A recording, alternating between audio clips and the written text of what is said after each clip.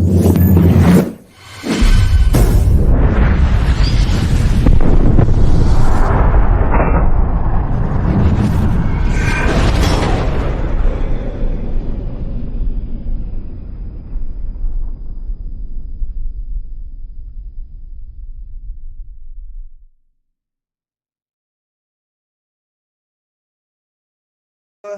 I'm chatting with Staxx. Welcome to this episode of Chatting with Staxx. I'm your host, Bill Staxx, and today I got Larry Rolla. What's up, Larry? I'm good. I'm good. Thank you for joining me. I really appreciate you taking the time. It's my pleasure.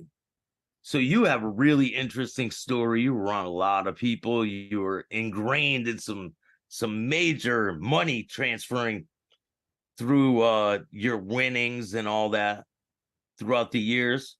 It was a pretty interesting life, and unlike most kids, I grew up in the in the city. You're surrounded by what you're surrounded with, and then it all depends what path you take. And I guess I took the path where I was impressed early on with the pinky rings and the beautiful girls and the big cars, and I went down that path for a while, but I soon found I didn't really. It really wasn't my thing. I wasn't a vicious guy or a mean guy, and them joining gangs at 14 and 15 and going to these street yard fights with baseball bats and zip guns and getting your nose broke every year and your head split open. I really didn't enjoy it.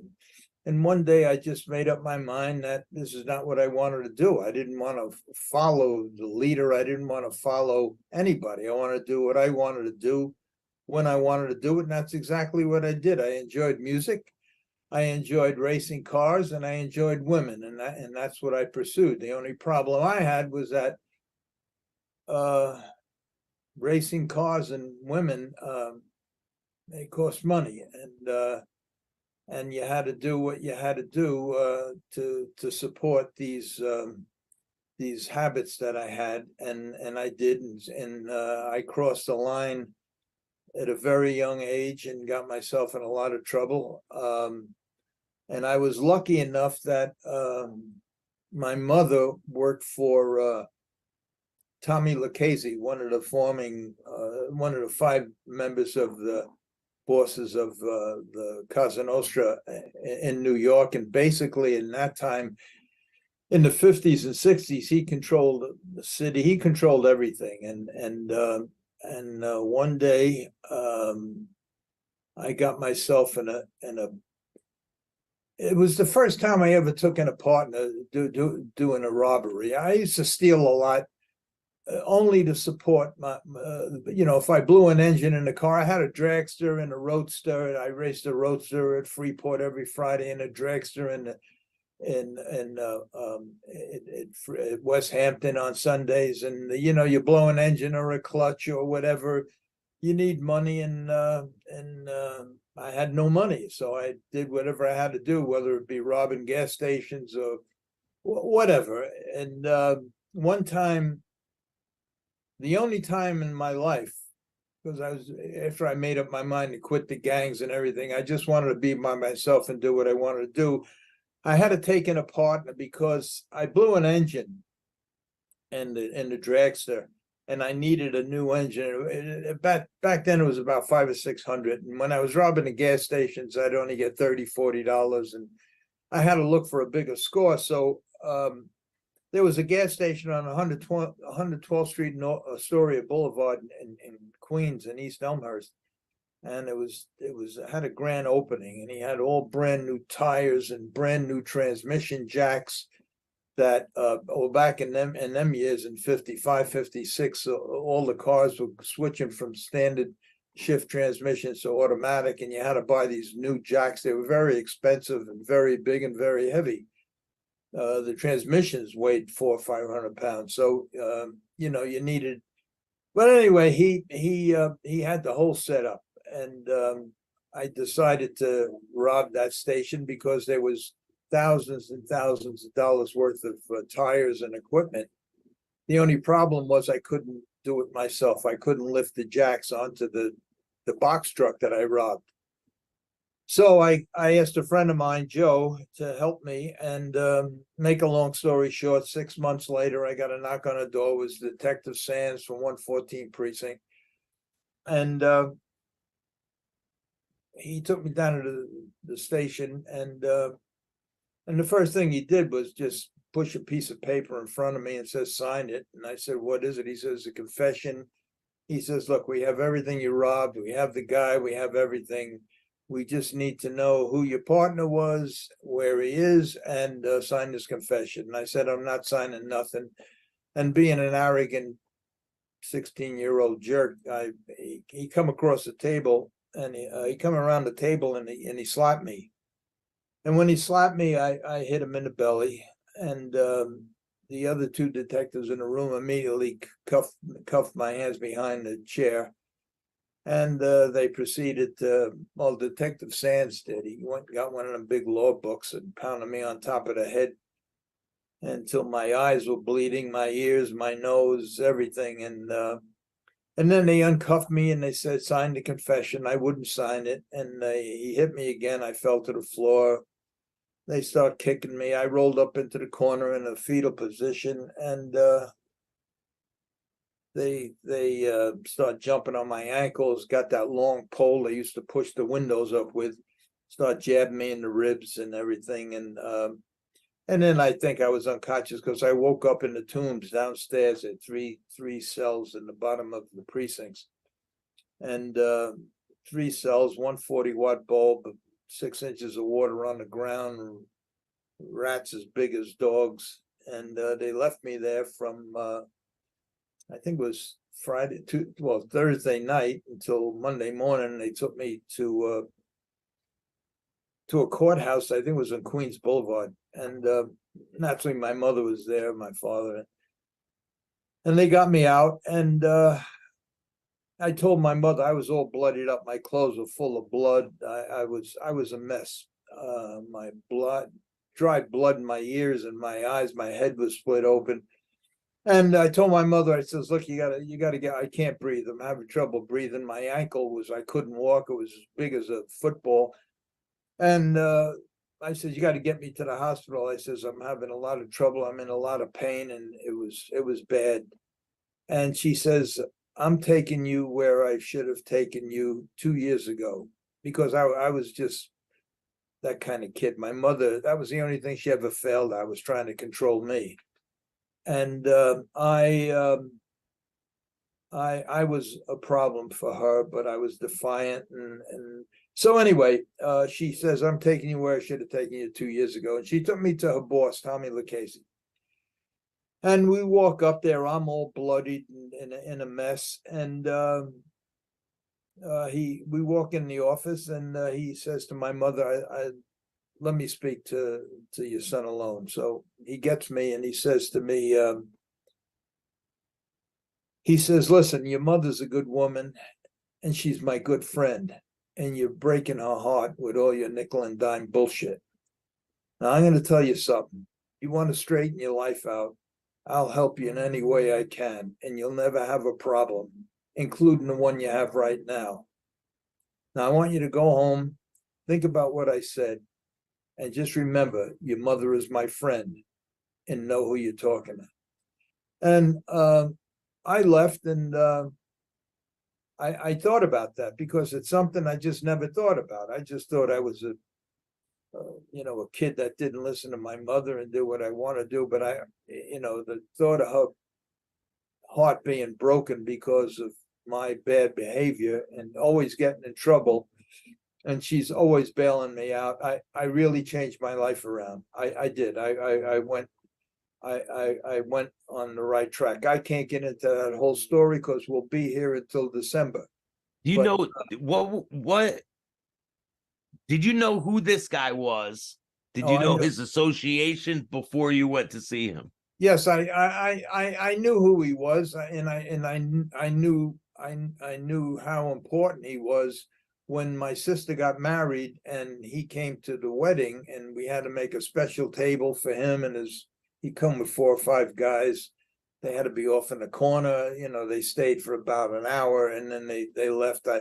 I knew then that he was a special guy and who he was, and so I knew, and he was right in what I said. But when you're 16, 17 years old, you just do stupid stuff, and I was lucky enough that, and the ironic part is that here's a guy that probably the most feared guy in the whole world, ahead of a mob, Casa Nostra, a family that's named after him even up till today, and feared by all, controlled everything, and he put me on a straight path. He put me on the right path. I mean, I don't know what would have happened if I would have said, "Let me join your crew." I probably would have been down on Zariga Avenue or something, in the water or something. But anyway, he put me on the right track.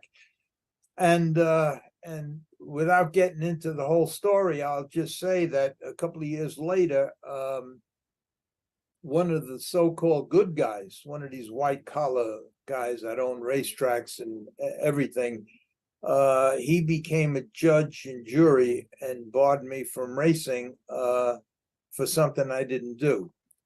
And so it was ironic that a so-called bad guy put me on the right track, and a so-called good guy, for his own bullshit reason, got me to the point where I had to do what I had to do, and it sent me right back onto the wrong track. I tried to correct it, but at the time when I went to my mother and said, "Look, this guy just accused me of something I didn't do, and I'm barred from racing," I says, "Can you ask your boss if he could straighten it out?" And at that time, it was right around. He was in a hospital with a malignant brain tumor, and he was dying. So I was basically on my own, and they sent me in, because I was barred from racing, from all the horse racing, from all the major tracks, which was Yonkers and Roosevelt. I went to all these small Mickey Mouse tracks, and starved to death for 2 or 3 years. I wind up, you get very creative. You never think you'd eat a pigeon, but you wind up, that was like a steak dinner to me, if we were lucky enough to catch him. Did they eat pigeons back then? Well, look, if you're just picture this, and like I said, there's a whole lot I left out already, how I got into the horse business, but we'll scoot right along because there's so much to talk about, and that's why when I had the meeting with Nicholas Pileggi and Richard Price and Ed Burns, Sony Pictures and Village Roadshow, which is the largest distribution of film, we had a contract to make a movie of my life, and after sitting talking with them, they decided to make it a TV series because there is much too much information that they would leave out in a movie. I mean, like the movie Casino, they had 350 voiceovers. We would have to have 500 voiceovers to cover a lot of the things that happen in one day, just so the movie would be a 10-hour movie. Yeah. So now I forgot why I went down this road, but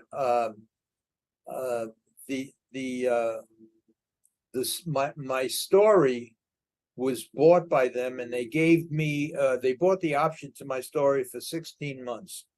So and that was 2019. So when we made up the contracts, and Pileggi thought it should be a TV series because there was too much information, I really wanted it to be a movie, because at that time I was 82 years old. This was a couple of years back, and based on the contract, we had two contracts, one for a movie and one for a TV series. Based on the movie contract, it was going to be $100 million movie, and I was going to get 2% right off the bat. That's what I wanted. You know, if I was 40, I would have taken the TV series, because everybody says you make a lot more money with a TV series than you do with a movie. you should load the bases before looking to hit it. I says, look, I'm 82. My life expectancy was 5 years back. I says, I just give me the 2 million. Let me wind up in Vegas with a $1,000 hooker, and let me just live out my life like that. But what happened was, as we were deciding, COVID hit. We went out to California in 2020, and COVID hit, and they shut California down for 2 years. And then when they reopened, the option they had on my life was over. They asked me to resign, and I said I would resign. I would resign if you started this back up again, only because of my age. If I was 40, I'd say, all right, to finish up, because they had a lot of work in progress that they stopped in the middle. So I said, because of my age, if you can't get to my thing right away, I'm going to have to pass. And they said they couldn't. They had major projects in the middle when they shut down. So I understood. But at the same time, I had these two brothers, Nick and Frank Vallalongo. They wrote a movie. I don't know if you ever saw it, called Green Book. Yeah. It was about their father, who was a good friend of mine, Tony Lip, and they won the Academy Award. They won the best screenwriter and everything. And they had called me when my book first came out, and that's when I booked. I wrote the book because I was encouraged to write it by, guys like Joe Pesci and Frankie Vincent, and the real guy that made it happen was Frank Collada, because we did something in 1974 that he called me up years later and asked me if I would mind if I put that incident in his book. He was writing a book, and I says I didn't care. And then he said, he called me back a few years later. I think I met him at a wedding a few years later in California. A mutual friend got married, and he was there, and he said to me, he says, you should write your own life story, because the chapter in my book, Casino Mobster, or whatever the name of the book was, Frank Collada wrote it. He said the chapter I get the most asked about is the chapter with you. So between all my friends and everything, I wasn't doing nothing. I was sitting home bored to death. So a friend of mine helped me write a book and helped me get it self-published. The only problem with that was I never wrote a book. I never wrote nothing in my whole life. And he told me, he says, look, get it self-published so you own the story, and keep it under 85,000 words, and put it in the good, the bad, and the ugly. And I says, how the hell am I going to do that in 85,000 words to cover 20 years? I says, Yeah. but I did it. So I put some of the stories in. I limited them to 1% of what the real story was, but it satisfied the people in California. They sent for me right away, and that's how that whole thing started. Now, after COVID happened and that whole thing fell apart, the Vallalongo brothers got a hold of me, and they said that they had read my book, and that if I didn't resign with Village Roadshow, that they would do the movie. So I agreed to that. And we were talking, and we used basically the same contracts that I had, and we were gonna start probably in December of last year. So one of the brothers, Frank, flew out. I picked him up at the airport, and he wound up staying with me for a couple of weeks till his brother Nick came. So when his brother Nick came, we met and we started talking about the script, and we had a script, and they were talking about, and we were looking for locations and everything. And then Frank calls me up one day, and he says, my brother has to go to California for a couple of weeks. He says, can I come back to your house and stay with you? Because, I don't want to stay here by myself. I don't know anybody. So I said, sure. So he was supposed to show up that Monday night. And Monday night came, and he never showed up. And I called Tuesday, no answer. Wednesday, no answer. Thursday, I got a phone call that they found him dead in the street in the Bronx. What had happened was he went to, before he came to my house that night, he picked up a hooker, shot over to the Bronx, got some cocaine. It was laced with fentanyl, and he died right there behind the steering wheel of the car. And the hooker, robbed all his money and his ID. And a couple hours later, I think it was, some homeless guy come by, saw him, slipped over the wheel, and he dragged him out, left him in the street, stole the car. And how they found all of this out was that the building they were parked next to was had cameras. So that's how they found it all out. So naturally, the other brother, Nick, at the funeral and well, at the repast, really, he come over to me, he said, Larry, he says, we're gonna have to put everything on hold. He says, I'm devastated. I have to go back home. I got to straighten out a lot of stuff. And I said, no problem. He gave me he says, here's my personal cell number.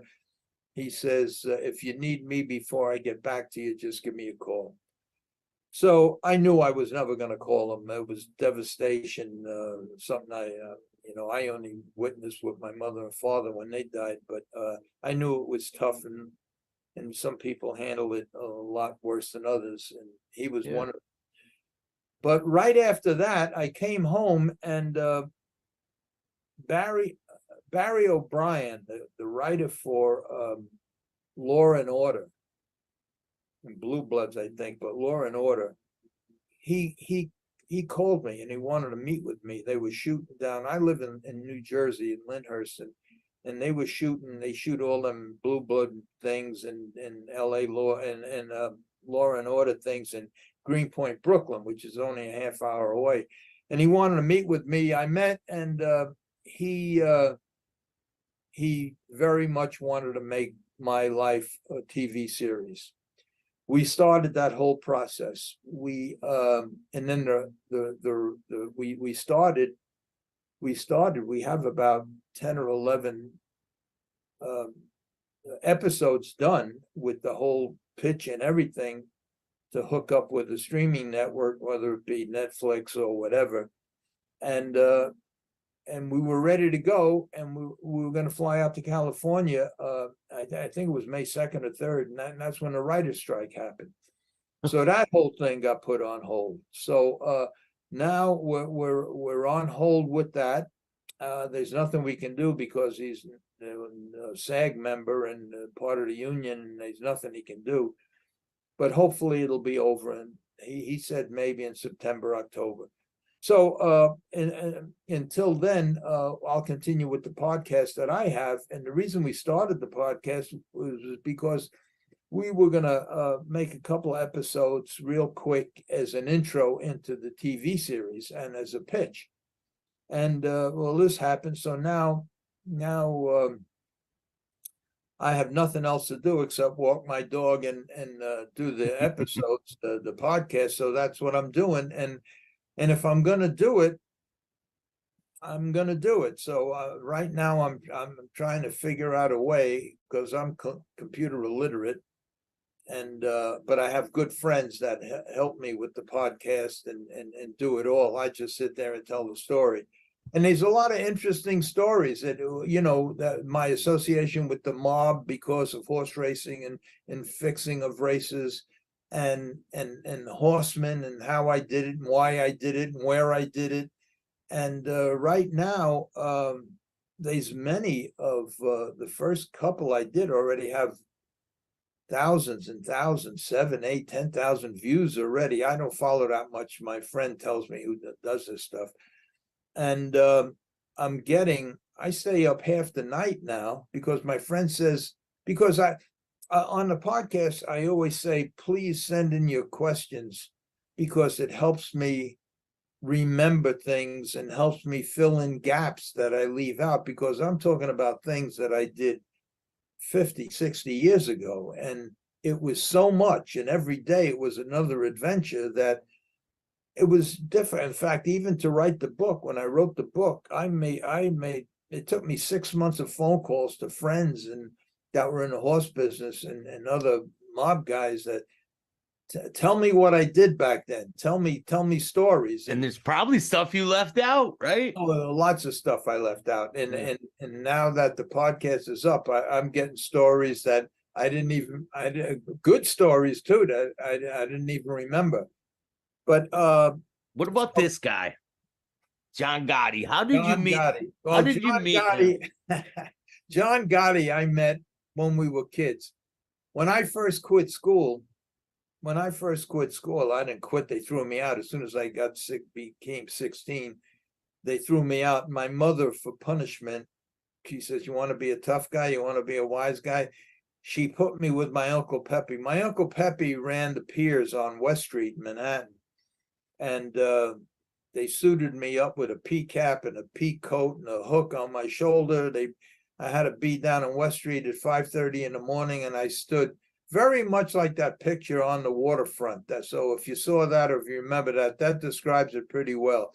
30, 40, 50 guys on the corner, my Uncle Pepe on the platform there, yelling who's going to work that day and who's not. So they told me just keep my collar up. I was 16 years old. And he picked me about the 30th guy. They put me down in the hold of a ship, and that was no problem. I worked, and my uncle says, don't talk to nobody, just do your work, and that's what I did. The only problem with that job, I was making good money. I was making more money then than my father was making driving a cab. And Yeah. but every Friday when you got paid, there was a crap game. So you automatically got your paycheck. You gave it to the mob guy in the corner that cashed it for $10 or whatever it was. And you went into the crap game, and within a half hour you were broke, and you go home and your mother beats the shit out of you again for losing your pay. That happened about 3 weeks in a row. And she went to my uncle. She says, "Can't you stop him?" And he says, "Look, I control 100 guys. I can't be babysitting him." So anyway, she pulled me out of there, and she put me with my cousin Pete Graffia, who was the boss of a trucking company in Maspeth, Queens, called, I think it was Mid-State Spectre. And as punishment, he put me on the night shift as the gas man for the tractors.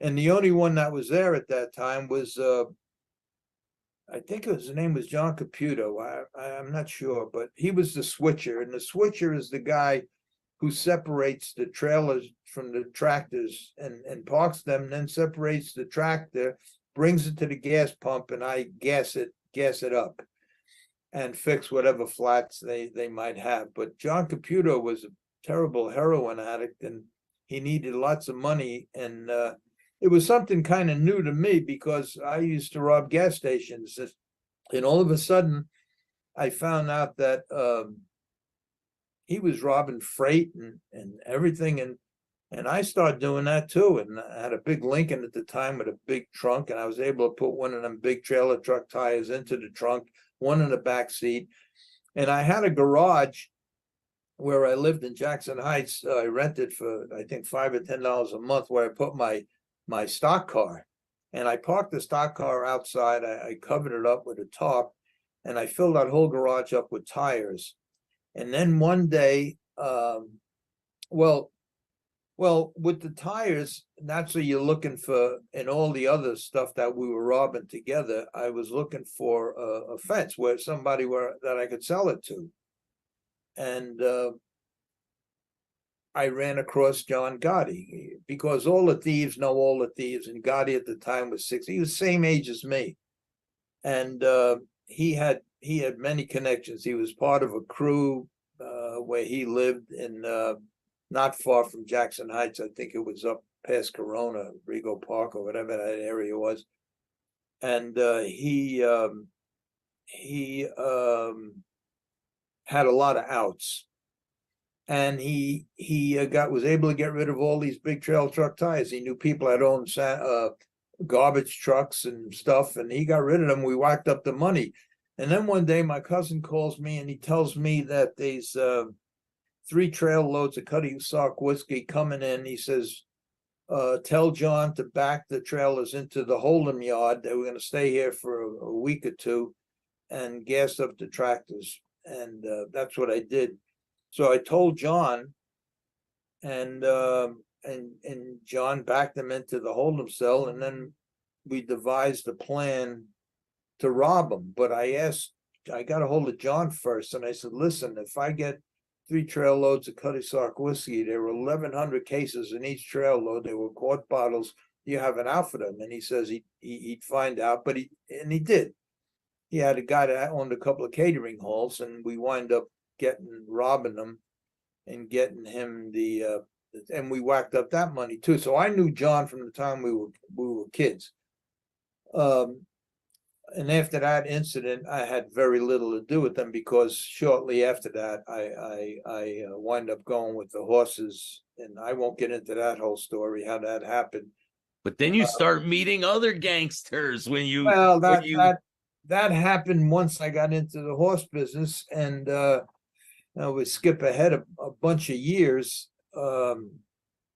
Skip ahead maybe 6, 7 years. And I developed terrible sports betting habit. So between the girls and the cars and being broke and everything, I had to. I got involved with one of Whitey Bulger's guys when I went to Lincoln Downs with the horses in '71, and it was the first time Lincoln Downs had a harness racing meet there at Lincoln Downs. And I was sitting there one day, and I was happy to be there, because that was a new track that opened, had bigger purse money than all the other small tracks I was racing at and starving to death. And sure enough, down the shed row come 3 gigantic guys. They look like the front line of the Green Bay Packers, and they get to me. And I had 2 horses in that day, opening day, and both were morning line favorites. And they reach me, and the guy in the middle, he says, "You Larry Rolla?" I says, "Yeah." He says, "My name's Tony Schuler." He says, "I'm with Whitey Bulger and the Winter Hill Gang. We control all the racetracks around here. And are you interested in making any money?" And up to that point, I was broke, penniless, tired of eating pigeons and bran mashes and everything. So, like I said in the book, I think, or whatever, I wanted to jump up and kiss him on the lips. But yeah, you said that in the podcast. You're like, I want to kiss the guy on the lips. Man, I was so happy. Of course I wanted, but I grew up around these guys. And you don't show them your excitement, yeah, right? They very little. In fact, nothing really intimidates me. We got a minute and a half left, and before this ends, because it ends automatically. Okay, so I'll make it real quick. So he offered me a couple of $100 to stiff my horses. I told him I wanted 500. He gave me the 500, and he says, "I hope you know what the fuck you're doing. I hope you know who you're dealing with." And I said, "Listen, my word is better than anything your vet can give my horse." I said, he says, "I hope you're right, because I'll be back in the morning." And I says, "Just bring coffee and a bagel, and I'll see you in the morning." And I finished back the way I said I would. And from there, we started an unbelievable relationship that took me all the way into the next 7 or 8 years, where I made millions and millions of dollars fixing races with Tony, and but losing it all to bookmakers, Kabert, and a Jewish bookmaker called Barney Cutler. And they got to a point where all my cash was gone, and then I took a shot at them and lost another 800,000 to between both of them. And both decided to, instead of killing me, they would make it a Shylock loan. And the loan was 2 points a week. So between the two of them, I had to come up with 16,000 a week in vig.